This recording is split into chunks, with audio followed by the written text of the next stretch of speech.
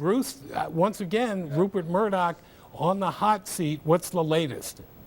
Well, this is a bad day for News Corp. It's been coming for quite a long time.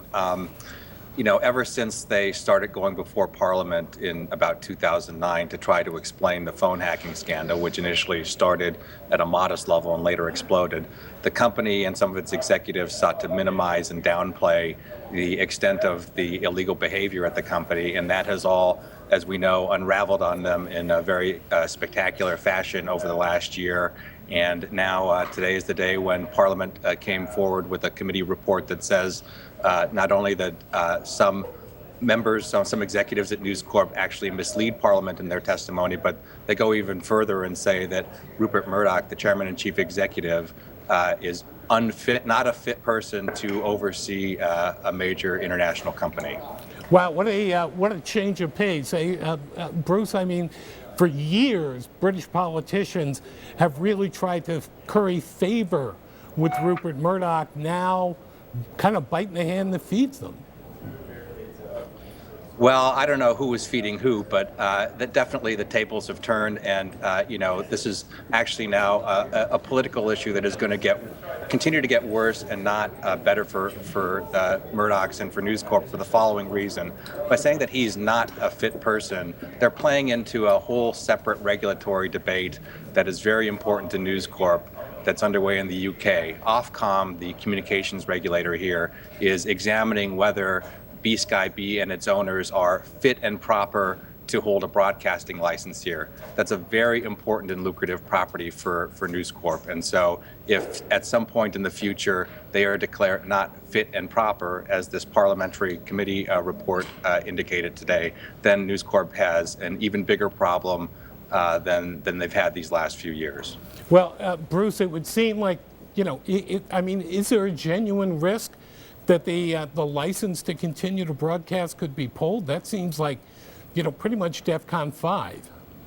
Well, a few months ago, or even, last July when the phone hacking thing was first blowing up, you would have said that was a minimal risk.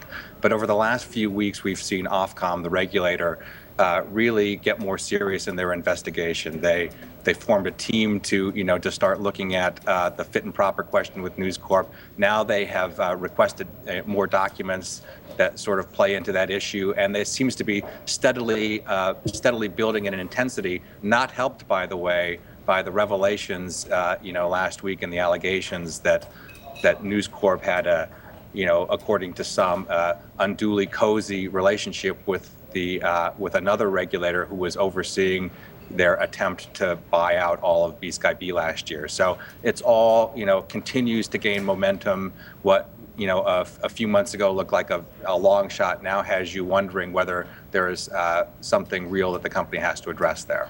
Well, that's a good question, Bruce. I mean, is this a political sideshow? Are we simply taking the big dog up there and sort of embarrassing him in public? Or are there teeth in there in this investigation? Could there be, some substantive outcomes? Well, certainly there are political aspects to this, but it's not a political sideshow. And certainly there is a woodshed element to what's happening to Rupert Murdoch and some of the executives at the company right now. But it's also not just that. There are obviously serious issues underlying all of this. The committee report this morning talks about creating a culture of willful blindness at the company, that it fingers Rupert and James Murdoch for creating. The company's handling of this over the last few years has come under a lot of criticism, and it's easy to see why they've earned that criticism. So it has political dimensions, it has some disciplinary dimensions, but it's not just that by a long shot. Well, and it seems as though Rupert Murdoch is trying his best to get up there and just say, hey, listen, I'm just an individual here. I'm not really this powerful press magnet. Does that message play well? Can he continue to sort of play the, oh shucks, I'm just a gentleman uncle?